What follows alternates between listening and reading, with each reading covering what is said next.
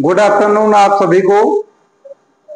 प्राचीन भारत के इतिहास के स्रोतों के क्रम में अब हम तीसरे लेक्चर पर आते हैं और इस लेक्चर में हम प्राचीन भारत के इतिहास के पुरातात्विक स्रोतों की चर्चा करेंगे। देखिए, पुरातात्विक स्रोत की यहाँ से हम समझते हैं। पुरातात्विक स्रोत के तहत यहाँ अभिलेख, मुद्राएं, मृदभांड, मोहरे, स्मारक, मूर्तिकला, चित्रकला ये आते हैं। तो पुरातात्विक स्रोत का मतलब ये होता है कि जब साहित्यिक स्रोत मौन हो जाते हैं, यानी जहां पर साहित्यिक स्रोतों की उपयोगिता कम हो जाती है, तो वहां पर पुरातात्विक स्रोत बहुत महत्वपूर्ण होते हैं।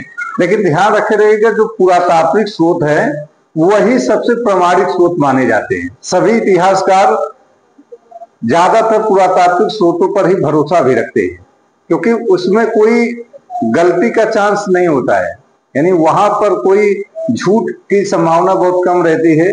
साहित्यिक स्रोतों को बढ़ा चढ़ाकर राजा के प्रश्रय में रहने वाले जो दरबारी कवि रहते हैं वो घटनाओं को अतिरंजित रूप देते हैं, लेकिन जो पुरातात्विक स्रोत है उसके साथ ऐसा नहीं होता है। पुरातात्विक स्रोत सबसे प्रामाणिक माना जाता है। तो इस नाते पुरातात्विक स्रोतों पर इतिहासकार बहुत ज्यादा जोर देते हैं। पुरातात्विक स्रोत को इतिहास में एक प्रकार से आत्मा का स्वरूप माना जा सकता है, क्योंकि इसके बिना इतिहास अधूरा है। तो पुरातात्विक स्रोत में देखें, हम आए यहाँ पर पहले नंबर पर पुरातात्विक स्रोत में अभिलेख आएगा, और अभिलेखों के अध्ययन को क्या कहा जाता है? एपिग्राफी कहा जाता है। इसको एपिग्राफी, ये क्या है? अभिलेखों का अध्ययन है। अभिलेखों का अध्ययन, अभिलेखों का अध्ययन।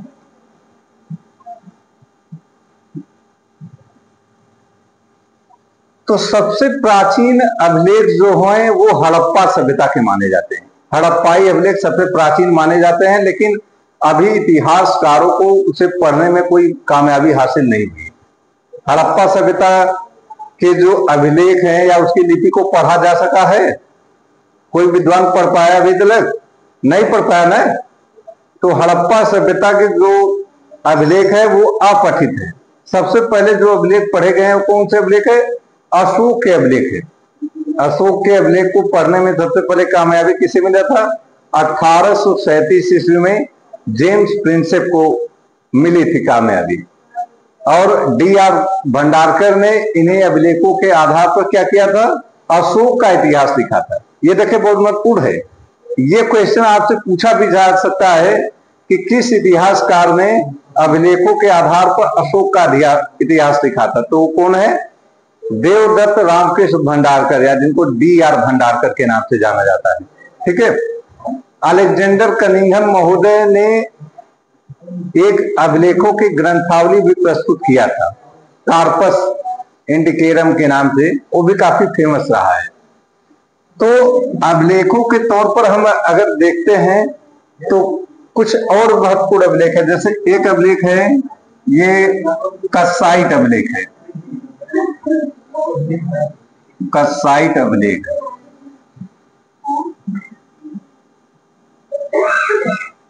तो कस्साइट अभिलेख जो है ये कब का माना जाता है? कब का माना जाता है? ये 1600 ईसापुर के आसपास है इसका कालखंड। और इससे किसकी जानकारी मिलती है? आर्यों के भारत आगमन की, यानी आर्यों के भारत आगमन की जानकारी मिलती है। आर्यों के भारत आगमन की जानकारी मिलती है, भारत आगमन की। ये कस्साइट अभिलेख से ये पता चलता है। दूसरा महत्वपूर्ण अभिलेख क्या है? बोगस कोई अभिलेख है। ये दूसरा महत्वपूर्ण है, बोगज कोई अभिलेख। बोगज कोई अभिलेख, ये कब का है? 1400 ईसापुर का है। 1400 ईसापुर का ये अभिलेख है, 1400 BC का। इसको किससे खोजा था? विकलर महोदय ने खोजा था। इसकी खोज किससे किया था? किसने किया था? विकलर महोदय ने इसको खोजा था। कहां से खोजा था? एशिया माइनर टर्की से खोजा था। इसको खोजा था Asia minor, Asia minor Turkey से। ठीक है, ये किस लिपि में है? ये देखिए संस्कृत भाषा में है। भाषा की बात करें तो भाषा इसकी संस्कृत है, भाषा है संस्कृत। और लिपि कौन सी है इसकी? कीलक लिपि में लिखी गई है, कीलक। इसकी लिपि है कीलक लिपि है। ठीक है, और इससे किसकी जानकारी मिलती है? वैदिक कालीन देवताओं की। वैदिक देवता जो थे, वैदिक कालीन देवता, ये कौन से देवता थे भाई? इंद्र, मित्र, वरुण और नासर थे। ये कौन से थे? इंद्र, मित्र, वरुण और कौन थे? नासर। इंद्र, मित्र, वरुण, नासर थे, या जिनको अश्विनी कुमार कहा जाता है ना। इंद्र, मित्र, वरुण, नासर थे, इनकी जानकारी मिलती है। और साथ ही साथ किसकी जानकारी मिलती है इस अभिलेख से? आर्यों के भारत आगमन की, आर्यों के जो भारत आगमन है इसकी जानकारी मिलती है, आर्यों के भारत आगमन की।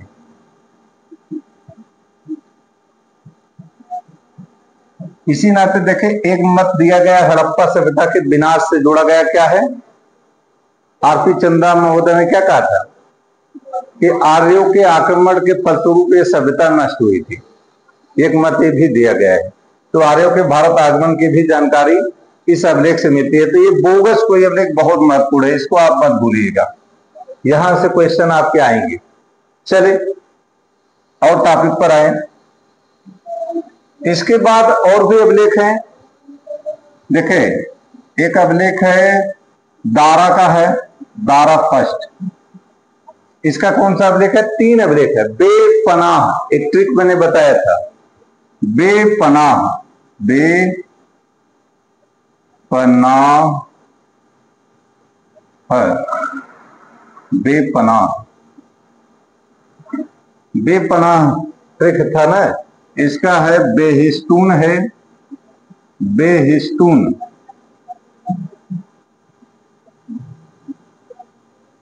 रुके बना रहे, ठीक। ये दारा फर्स्ट के 3 अभिलेख है ना। तो पहला कौन सा है? बेहिस्तून है, बेहिस्तून अभिलेख है। बेहिस्तून हो गया। दूसरा कौन सा है? पर्सिपोलिस, पर्सिपोलिस। तीसरा कौन सा अभिलेख है इसका? नक्श रुस्तम, नक्श ए रुस्तम, नक्श ए रुस्तम। तो इनके लिए एक ट्रिक आप याद कर लीजिएगा। एक ट्रिक है, ट्रिक कौन सी है? ट्रिक याद कर लीजिएगा, बेपनाह, बेपनाह। ठीक है, तो बे से क्या हो गया? बेहिस्तून हो गया। न से क्या हो गया? नक्श रुस्तम। प से हो गया क्या? पर्सपोलिस हो गया। और ह से क्या हो गया? ये न से क्या हो गया? नक्श रुस्तम। ये आपका, इसको कॉमन मान लीजिए। ठीक है, इस ट्रिक से आप याद कर सकते हैं दारा के अभिलेख को। ठीक, तो बेहिस्तून अभिलेख, पर्सिपोलस अभिलेख और नक्श रुस्तम अभिलेख, ये दारा के अभिलेख है। इससे भारत में जो 5वीं शताब्दी ईसा पूर्व में दारा ने हमला किया था उसकी जानकारी मिलती है। चले,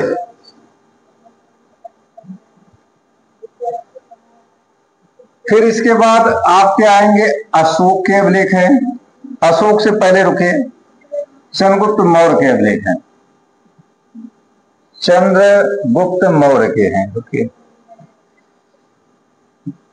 चंद्रगुप्त मौर्य, इसके कौन कौन से अभिलेख हैं? सोह गौरा अभिलेख है एक, सोह गौरा, और दूसरा कौन सा है? महास्थान है। ठीक है, तो सोह गौरा उत्तर प्रदेश में है और ये बंगाल में है, ये बंगाल में है। इनसे हमें किसकी जानकारी मिलती है? अकाल की, अकाल की जानकारी मिलती है।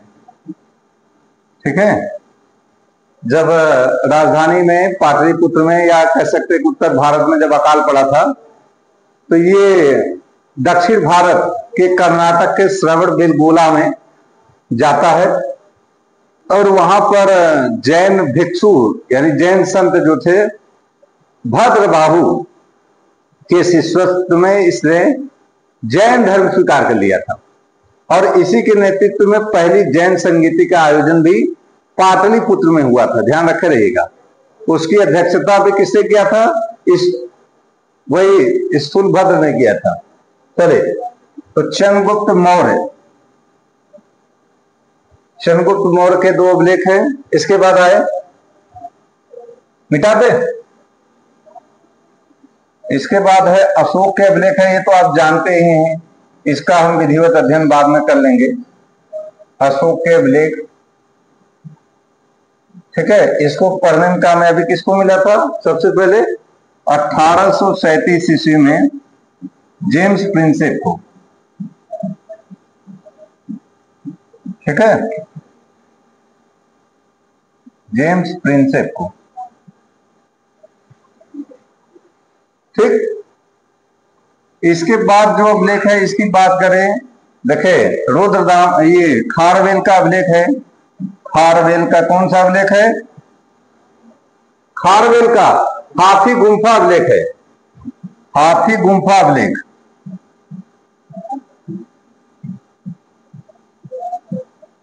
इससे किसकी जानकारी मिलती है? खारवेल की उपलब्धियों की जानकारी मिलती है और साथ ही साथ भारतवर्ष शब्द का उल्लेख सबसे पहले इसी में हुआ है। और हाथी गुंफा अभिलेख से एक चीज की और जानकारी मिलती है, नहर प्रणाली का, इसको मत भूलिएगा, नहर प्रणाली की जानकारी मिलती है, नहर प्रणाली। और इस नहर प्रणाली की शुरुआत सबसे पहले किसने किया था भारत में? महापद्मनंद ने किया था, महापद्मनंद ने किया था, महापद्मनंद ने किया था। ठीक है, ये हाथी गुंफा में है। एक और है भारतवर्ष शब्द है, भारतवर्ष शब्द। ठीक, इसकी जानकारी मिलती है। ये प्रथम शताब्दी ईसा पूर्व का है, प्रथम शताब्दी ईसा पूर्व है। ठीक, ये हो गया। इसके बाद जूनागढ़ अभिलेख आएगा। जूनागढ़ अभिलेख ये किसका है? रुद्रदामन का है, रुद्रदामन का है। ये संस्कृत भाषा में लिखा गया पहला अभिलेख माना जाता है। ठीक है, 150 ईस्वी का है, ये 150 ईस्वी का अभिलेख है। ये संस्कृत भाषा में लिखा गया पहला अभिलेख है, या इसी को गिरनार अभिलेख भी कहते हैं। ठीक है, संस्कृत भाषा और चंपू शैली में लिखा गया था। चंपू शैली का मतलब क्या है? गद्य पद्य मिश्रित। ठीक है, चंपू शैली का मतलब क्या हुआ? गद्य पद्य मिश्रित होगा, गद्य पद्य मिश्रित। ठीक, इससे हमें किसकी जानकारी मिलती है? सुदर्शन झील की, सुदर्शन झील। ये बहुत महत्वपूर्ण आपसे पूछता है क्वेश्चन। सुदर्शन झील किसके समय निर्माण किया गया था? चंद्रगुप्त मौर्य के समय किया गया था। फिर इसके बाद इसके जीर्णोद्धार विभिन्न शासकों ने कराया था, जिसमें कौन कौन से शासक हैं? अशोक है, रुद्रदामन है, स्कंदगुप्त है। 4 शासक इसके निर्माण कार्य से जुड़े हुए शासक हैं, जिन्होंने विभिन्न कालखंडों में इसका मरम्मत कराया। ठीक है, उसके समय अलग अलग राज्यपाल भी थे। जैसे चंद्रगुप्त मौर्य के समय कौन राज्यपाल था? पुष्यगुप्त वैश्य था। ठीक है। और अशोक के समय कौन राज्यपाल था? तुषार था। इसके बाद सुविशाख पहलव किसके समय में था? रुद्रदामन के समय था। और स्कंदगुप्त के समय कौन था? पर्णदत्त था। बाद में उसका पुत्र चक्रपालित भी इससे जुड़ा हुआ है। साथ ही साथ इसमें चंद्रगुप्त मौर्य और अशोक का एक साथ उल्लेख है। और रुद्रदामन का जो जूनागढ़ अभिलेख है वो एक चीज के रहते और फेमस है। क्या है? स्वयंवर प्रथा की जानकारी सबसे पहले इसी अभिलेख में मिलता है। स्वयंवर प्रथा। और ये जो सुदर्शन झील की इसने मरम्मत कराया था, ये बेगारी के आधार पर कराया था। ठीक है, बगैर टैक्स लिए ही इसने मरम्मत कराया था। तो ये बहुत महत्वपूर्ण है, इसको आप याद रखे रहिएगा। चले मिटा दे। इसके बाद नाना घाट अभिलेख बहुत महत्वपूर्ण है। नाना घाट अभिलेख, नाना घाट अभिलेख किसका है? सातवाहन रानी नागानिका का है। नागानिका, तो नागानिका का है। इससे किसकी जानकारी मिलती है? भूमिदान का पहला अभिलेखी साक्ष्य है। भूमिदान का, भूमिदान का पहला अभिलेखी साक्ष्य, अभिलेखी साक्ष्य, साक्ष्य। ठीक है। और ये भूमिदान किसको दिया गया था? ब्राह्मणों, बौद्धों। यहां देखिए ब्राह्मण हो गए हैं, ब्राह्मण, बौद्ध, बौद्ध, जैन, श्रमण, इन सबको निःशुल्क जो भूमिदान की जाते थे उसको दक्षिण भारत में क्या कहा जाता था? ब्रह्मदेय कहा जाता था। और उत्तर भारत में उसी को अग्रहार कहा जाता था। ठीक है। तो भूमिदान का ये पहला अभिलेखी साक्ष्य दिखाई देता है। इसके बाद नासिक अभिलेख है। नासिक अभिलेख, ये गौतमी बलश्री का है। गौतमी बलश्री का है। गौतमी बलश्री। इससे किसकी जानकारी मिलती है? इस अभिलेख से, नासिक अभिलेख से किसकी जानकारी मिलती है? गौतमी पुत्र सातकर्णी की उपलब्धियों की जानकारी मिलती है। गौतमी पुत्र सातकर्णी, सातकर्णी, इसके के उपलब्धियों की जानकारी, के उपलब्धियों,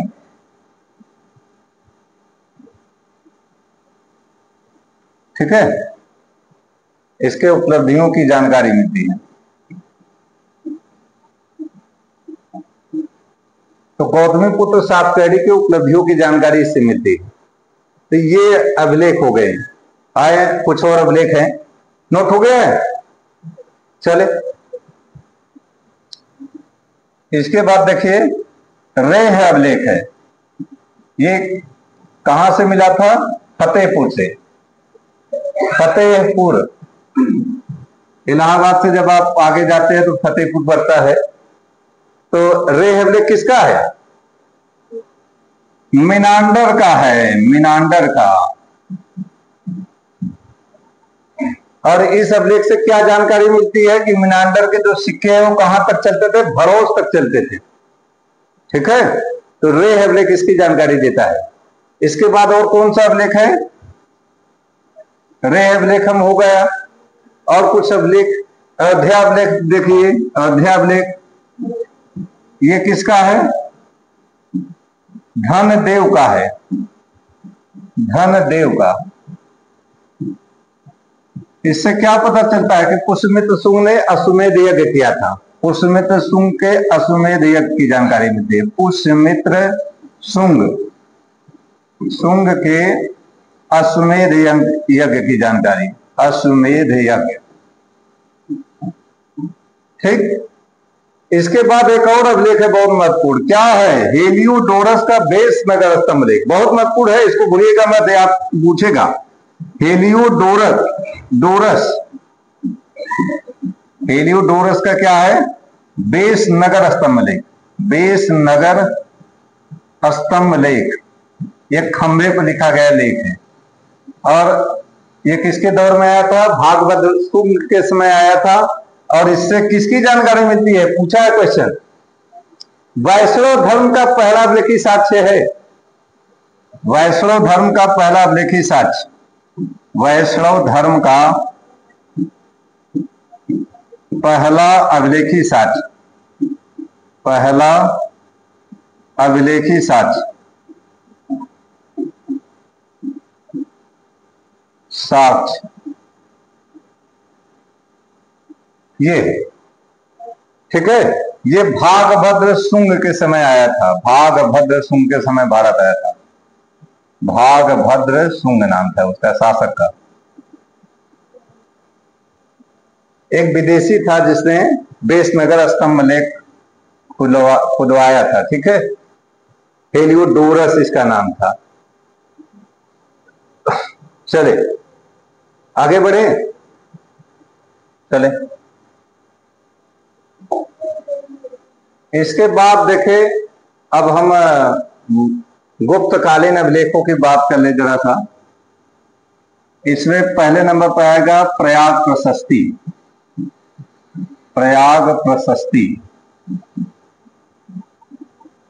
तो प्रयाग प्रशस्ति किसका है, समुद्रगुप्त का है, लेकिन इसका लेखक कौन है, हरिसेन है, हरिसेन, ठीक।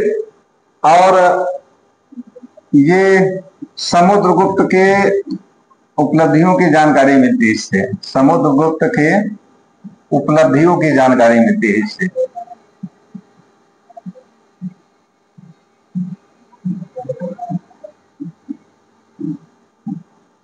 ये कौन सी उपलब्धियां थी इसकी, उत्तर भारत विजय अभियान, दक्षिण भारत विजय अभियान, आर्यावर्त विजय अभियान, जो विदेशी जातियां थी शक, मुरुंड, कुशाणों पर जो इसने हमला किया था उसकी जानकारी मिलती है।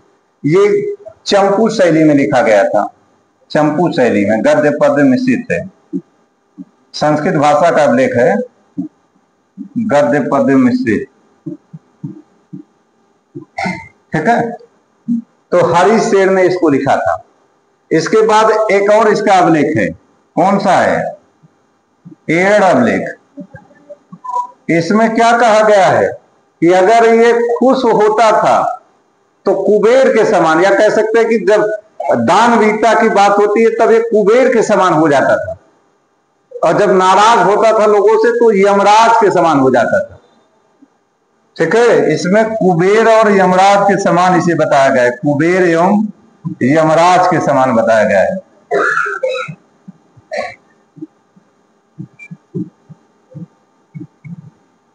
ठीक है, अब आए नेक्स्ट पर, चले, नोट कर लिए हैं, चले।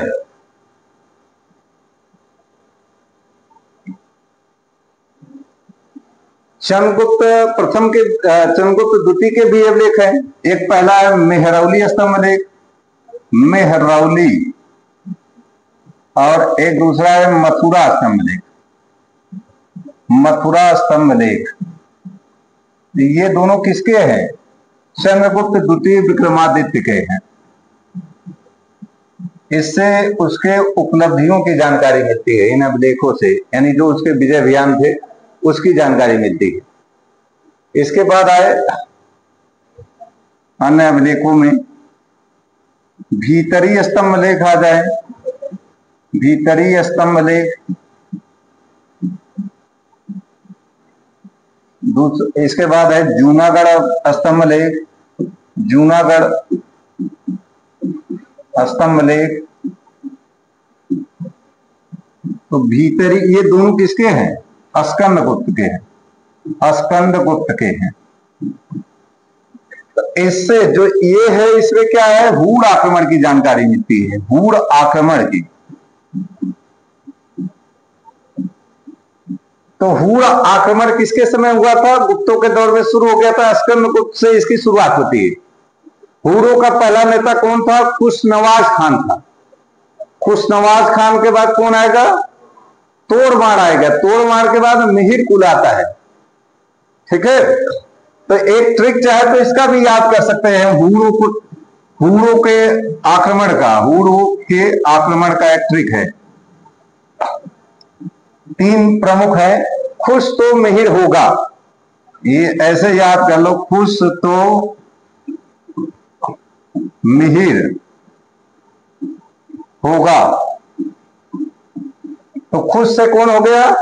खुश नवाज खान हो गया। खुश नवाज खान, यही उस समय आक्रमणकारी था। ठीक है।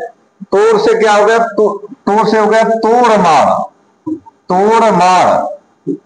और मी से क्या होगा? मिहिर से क्या होगा? मिहिर भोज, मिहिर कुल होगा, मिहिर भोज नहीं, मिहिर कुल।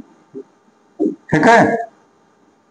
तो ये तीन प्रमुख माने जाते हैं। ये मध्य एशिया की एक बर्बर और असभ्य जाति थी जो गुप्तों के दौर में, स्कंदगुप्त में भारत आई थी। ठीक है। और हूर भी दो प्रकार के होते थे, एक लाल हूर थे और एक श्वेत हूर थे। श्वेत हूर भारत आए थे। ठीक है। चले,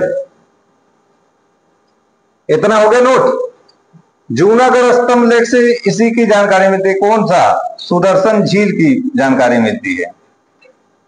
सुदर्शन झील। ठीक है।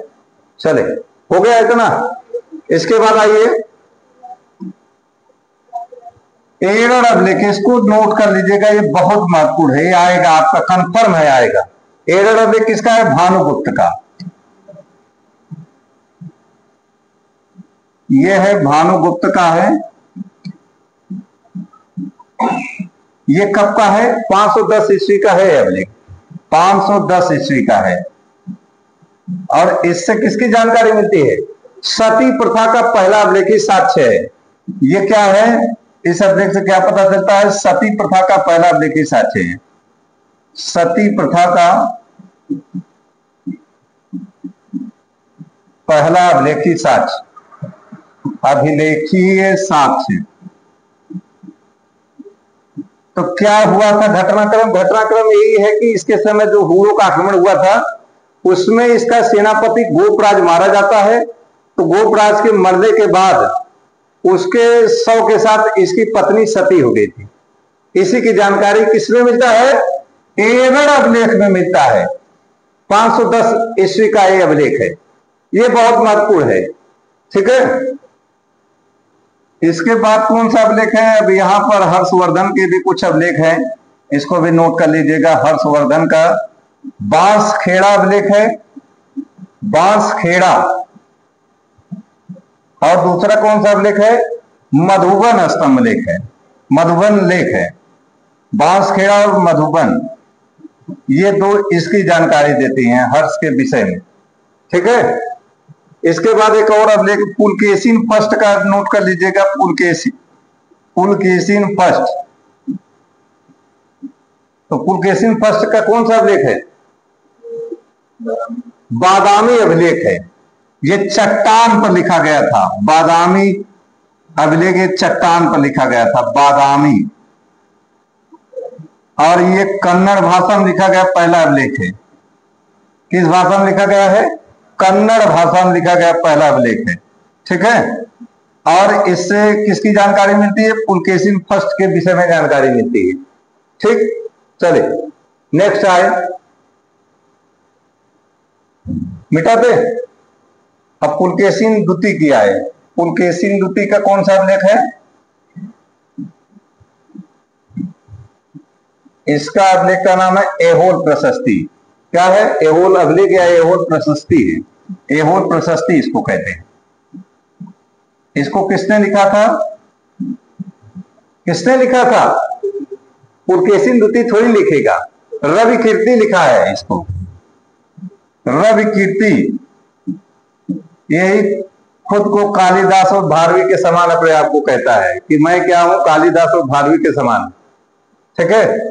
तो इसमें पुलकेशिन द्वितीय के विजय अभियानों की जानकारी मिलती है, कह सकते के उपलब्धियों की। और इसी में क्या पता चलता है कि इसने नर्मदा नदी घाटी के युद्ध में किसे परास्त किया था? हर्षवर्धन को परास्त किया था। ठीक। इसके अलावा एक और अभिलेख है, ग्वालियर अभिलेख या ग्वालियर प्रशस्ति। ये किसका है?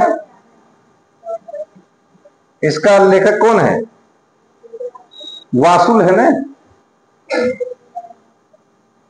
ग्वालियर प्रशस्ति किसका है? कुमारगुप्त का कहां है? ग्वालियर प्रशस्ति किसकी है?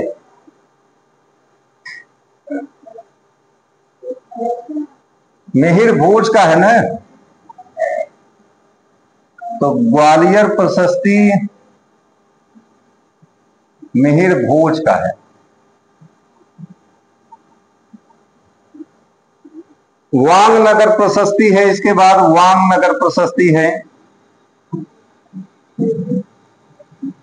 ये कुमारपाल की जानकारी देता है, कुमारपाल सोलंकी की, कुमारपाल सोलंकी।